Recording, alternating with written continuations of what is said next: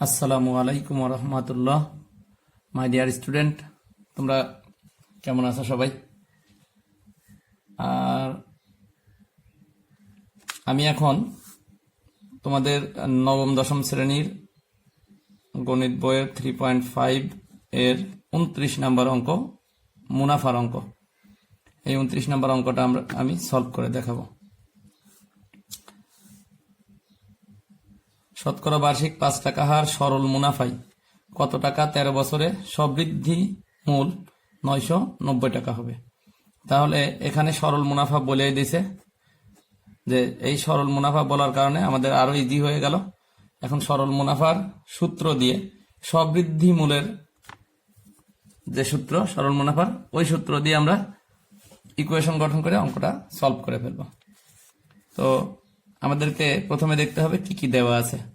আমাদের দেওয়া আছে যে শতকরা বার্ষিক 5 টাকা হার, তাহলে মুনাফার হার অর্থাৎ আর দেওয়া আছে। তাহলে আমরা এখানে লিখে ফেলি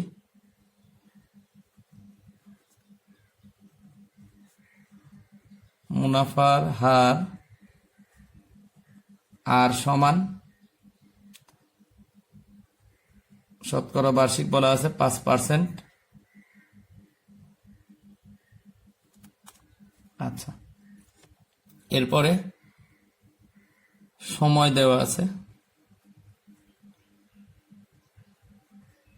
n সমান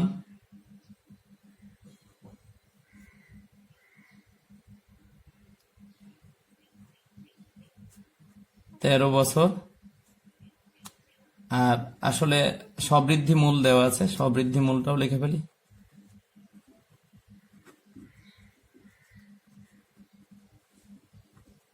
সবৃদ্ধি মূল এ অ্যামাউন্ট এ সমান 990 টাকা দেওয়া আছে। এই তিনটা তথ্য আমাদের কাছে আছে। আমাদেরকে বের করতে বলছে কত টাকা। এটা কিন্তু অনেক স্টুডেন্ট মনে করে ফেলে যে মুনাফা কত টাকা, আসলে কিন্তু মুনাফা না। এই হারটা কেমন হবে, চক্রবৃদ্ধি মুনাফা হবে না সরল মুনাফা হবে, সেই জন্য মুনাফা লেখছে, মুনাফাই আরো স্পষ্ট করে দিয়েছে। তো এই মুনাফা শব্দটা আসবে এর সাথে, এই 5-এর সাথে। আর এই টাকার সাথে কোনো কিছুই নাই তখন ওইটা অবশ্যই পি বা আসল মূলধন এটা হবে। তো আমাদের পি বের করতে বলছে, আমরা এটা ধরি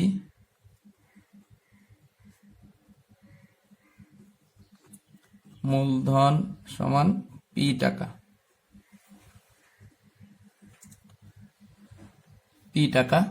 আচ্ছা, এখন তাহলে আমাদের এই যে সবৃদ্ধি মূলের সূত্র কি?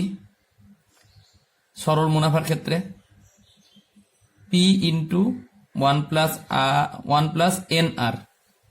তাহলে সরল মুনাফার ক্ষেত্রে আমরা ওইটা লিখে ফেলতে পারি, সরল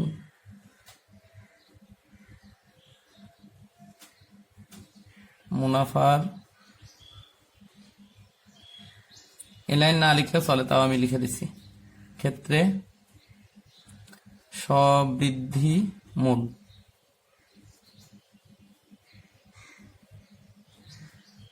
এ সমান পি ইন্টু 1 + NR। এই হলো সূত্র। তাহলে প্রশ্ন মতে দাঁড়াচ্ছে কি?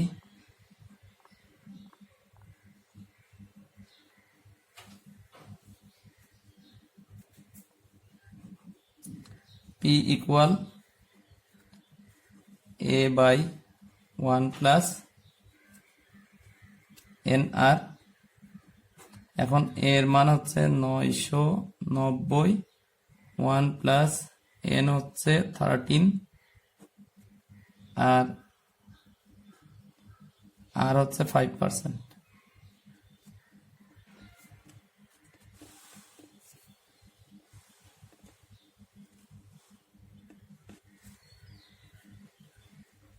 এখন ক্যালকুলেটরে তোমরা হিসাব করে ফেলবা। এটা ক্যালকুলেটরে দিলে সরাসরি লিখে দিতে পারতাম, সরাসরিও লেখা যায়, একেবারে সরাসরি 990 অর্থাৎ 990 ভাগ এটাকে যদি ব্র্যাকেট দিয়ে ক্যালকুলেটরে একবারে টাইপ করো দেখবা 600 রেজাল্ট আসবে। এখন ভাগ দিবা দেখবা 600 আসবে।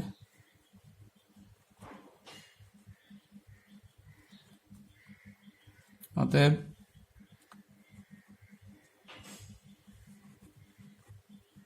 মূলধন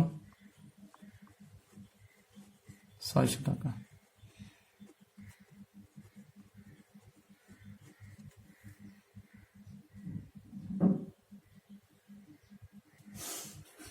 আচ্ছা, এখন 30 নম্বর অঙ্কটা একটু দেখো।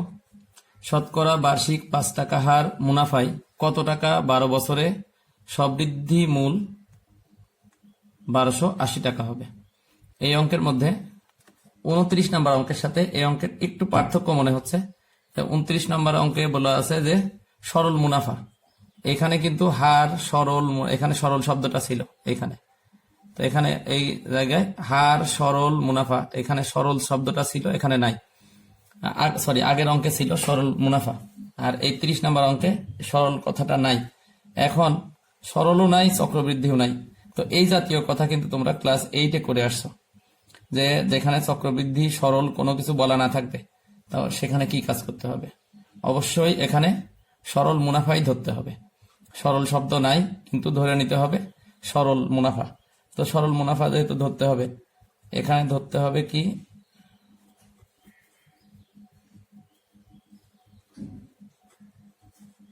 ধরে নিতে হবে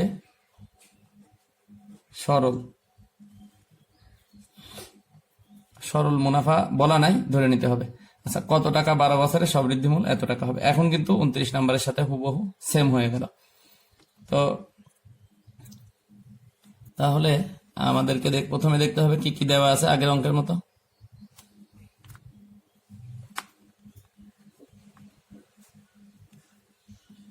মুনাফার হার আর সমান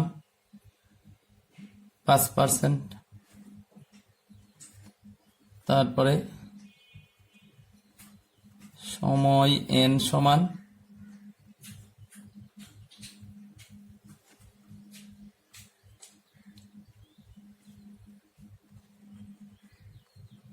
12 বছর,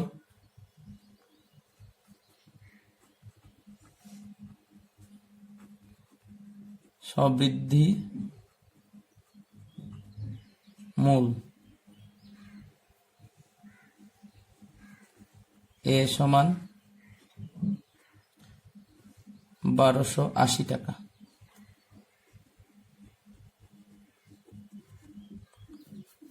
তাহলে এখানে আমাদের বের করতে হবে হচ্ছে এই যে শুধু টাকা বলা আছে, এই শুধুমাত্র টাকা বলা থাকলে এটা হবে আসল বা মূলধন, এটা বের করতে বলছে। ধরি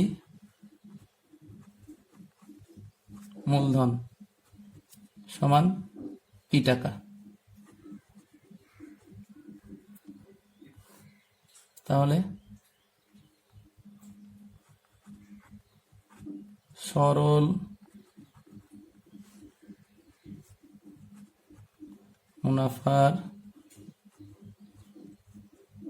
ক্ষেত্রে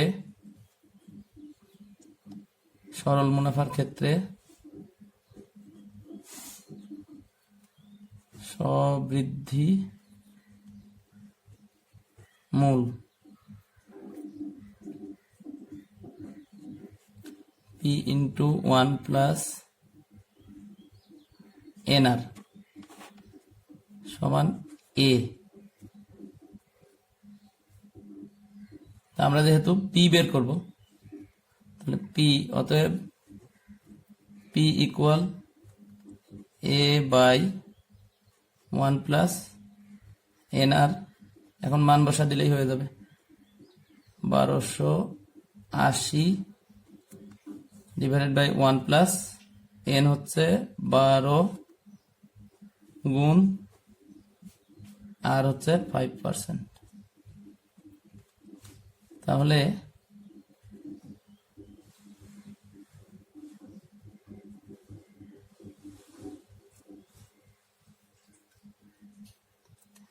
এখানে তো একবারে ক্যালকুলেটরে দিতে হলে ব্র্যাকেট সহ টাইপ করা লাগবে। ব্র্যাকেট সহ যদি টাইপ না করো তাহলে অঙ্ক ভুল হবে, আর যদি ভেঙে করো তাহলে লব রেখে দাও। 1280 ডিভাইডেড বাই, এটা ক্যালকুলেশন করলে পাবা 1.6, তাহলে 1.6 এটাকে যদি তোমরা ক্যালকুলেটর ভাগ দাও তাহলে এটা রেজাল্ট হবে, বা দশমিক উঠিয়েও করতে পারো, 800 হবে, 800 টাকা। এটাই অ্যান্সার। এককগুলো একটু লিখে দিও পাশে, কারণ টাকার হিসাব আমরা যেহেতু একক দিয়ে টাকা দিয়ে করি।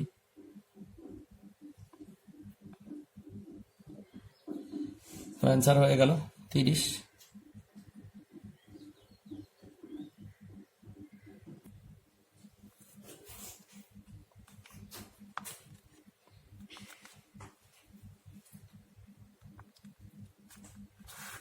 এখন 31 নাম্বার অঙ্ক দেখাবো।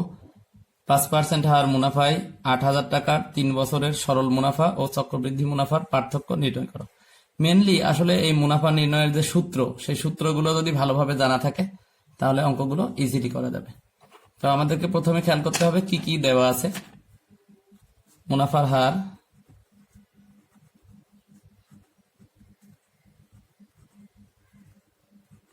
আর সমান 5%, তারপরে 8,000 টাকার আগে বা পরে কোনো শব্দ অতিরিক্ত নাই, টাকা লেখা আছে, অর্থাৎ এই টাকাটা মুনাফা কিনা সেটা বলা নেই। মুনাফাই বললে আগের শব্দের সাথে আসবে, হার মুনাফাই, এই মুনাফা কিন্তু এর সাথে না, এই মুনাফাটা এদিকে। তো তাহলে এইটা আসল বা মূলধন বা মূল বলে। পি সমান 8,000 টাকা।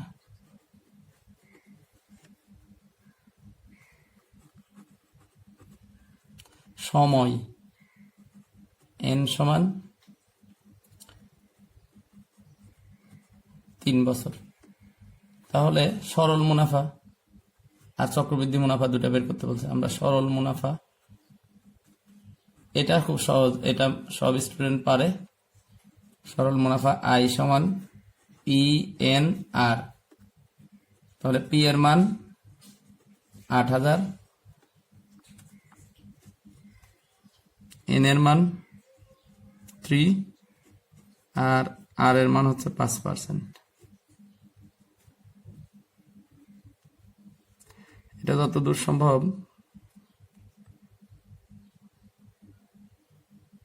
1200 হবে,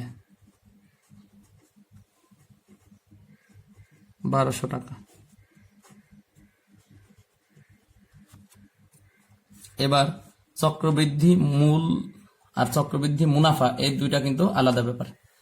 তো চক্রবৃদ্ধি মুনাফা বের করবো আমরা একবারে, তাহলে সূত্রটা লিখব।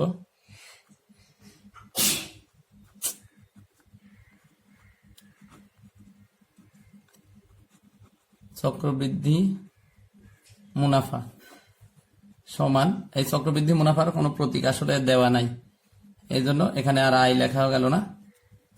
চক্রবৃদ্ধি মুনাফা সমান হবে হচ্ছে পি, কমন নিয়ে পি ইন্টু 1 প্লাস আর হোল পাওয়ার এন মাইনাস 1, এভাবেও লেখা যায়। আবার হচ্ছে যে পি গুণ আকারে এখানে পি দিয়েও করা যায়।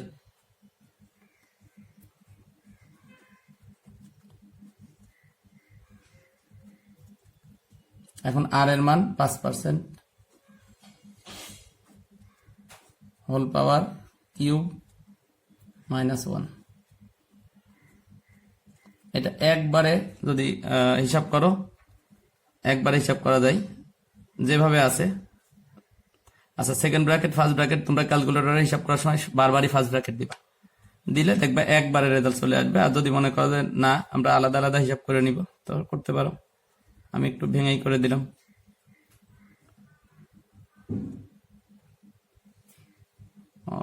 এখানে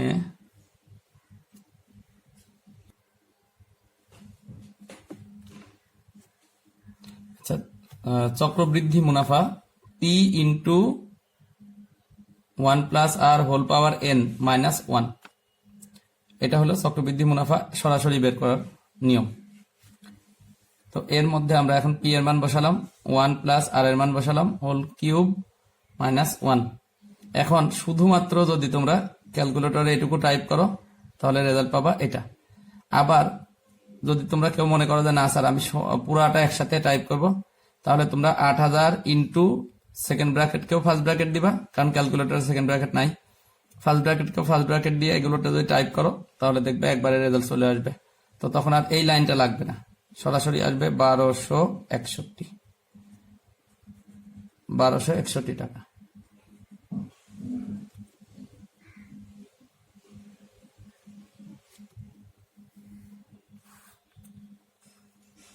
এরপরে বের করতে বলছে কি পার্থক্য, অর্থাৎ একই হার, একই আসল, একই সময়, দুইটা দুই রকমের। এটা একটা নিয়ম, সরল মুনাফার একটা নিয়ম আর চক্রবৃদ্ধি মুনাফার একটা নিয়ম। তো দুইটা দুই ভাবে পদ্ধতিতে হিসাব করা হয় এবং পার্থক্যটা এত 3 বছরে মাত্র 61 টাকা কম বেশি হয়ে গেছে। পার্থক্য মানে বিয়োগ, তাহলে এই যে 61 টাকা অ্যান্সার।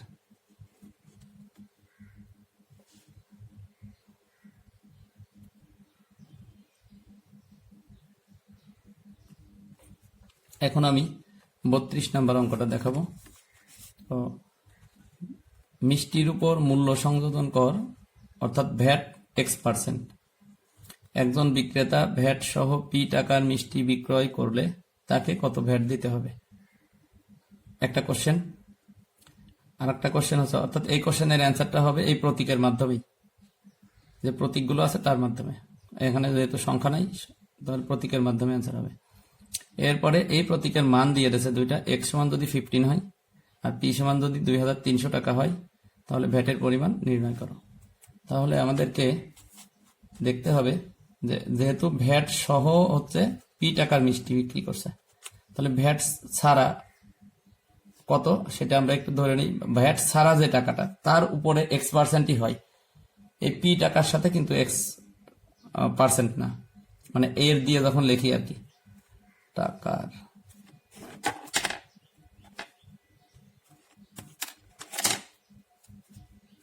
আচ্ছা, তাহলে এখানে আমরা ধরে নিই যে ভ্যাট ছাড়া কত টাকার মিষ্টি সেটার সাথে আসলে ভ্যাটটা সেটার উপরে, সেই টাকার উপর ভ্যাট হয়। ধরি ভ্যাট বাদে মিষ্টির বিক্রয় মূল্য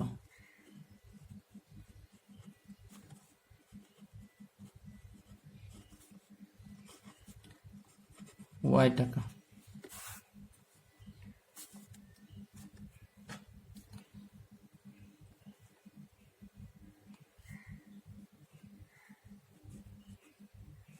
তো ভ্যাট সমান হবে এই Y টাকার উপরে X%, এত এর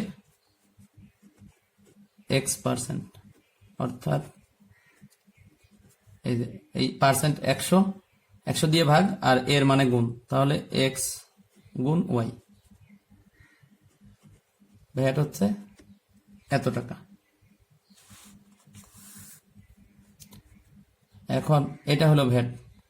আবার এই পি থেকে যদি ওয়াই বাদ দিই সেটাও কিন্তু ভ্যাট, পি থেকে যদি ওয়াই বাদ দিই সেটাও ভ্যাট। অথবা এই যে এটা হলো এত টাকা মিষ্টি আর ভ্যাট হলো এত, তাহলে এই দুটো যোগফল হবে এই ভ্যাট সহ পি টাকার সাথে সমান।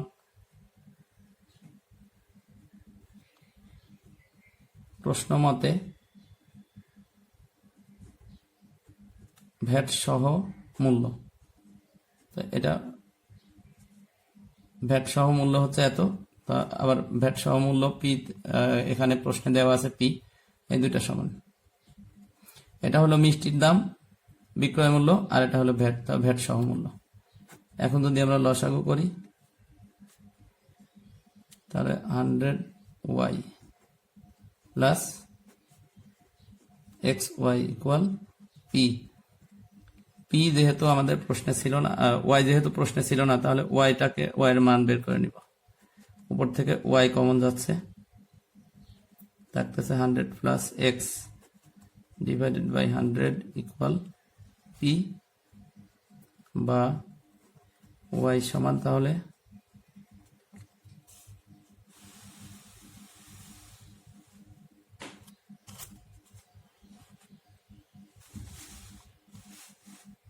প্রশ্ন মতে Y plus X Y by 100 equal P.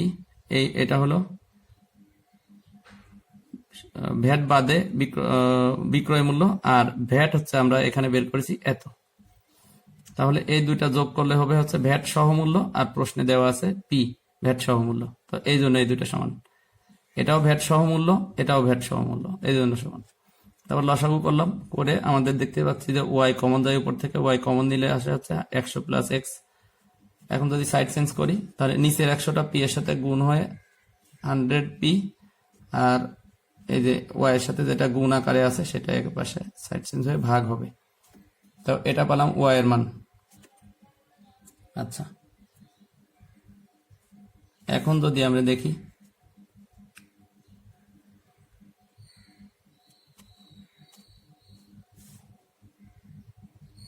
Y এর মান, এখন কত টাকা ভ্যাট দিতে হবে সেটা বের করতে বলছে, ভ্যাট।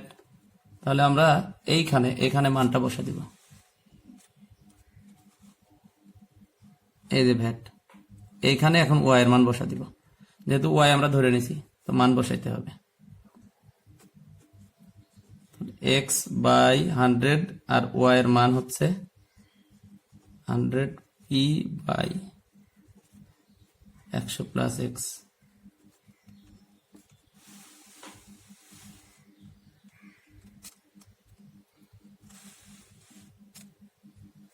ভ্যাট সমান তাহলে এটা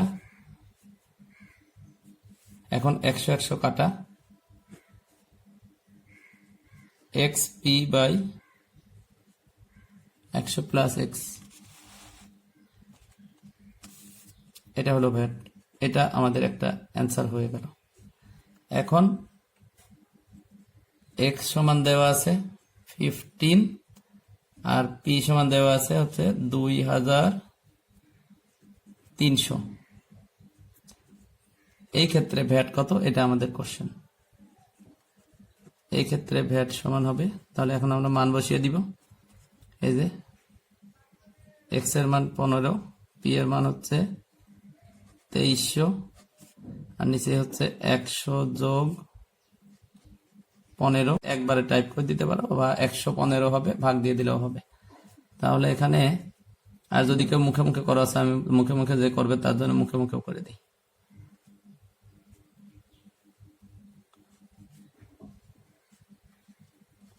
15 গুণ 2300, আর নিচে হচ্ছে 115। একটু লেখাটা হয়ে গেল, চাপাচাপি হয়ে গেল।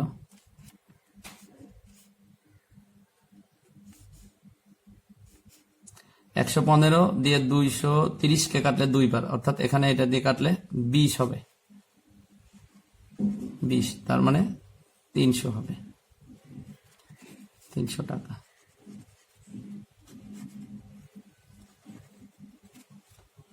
এটা একটা উত্তর, আর আগে একটা উত্তর, এই দুইটা উত্তর।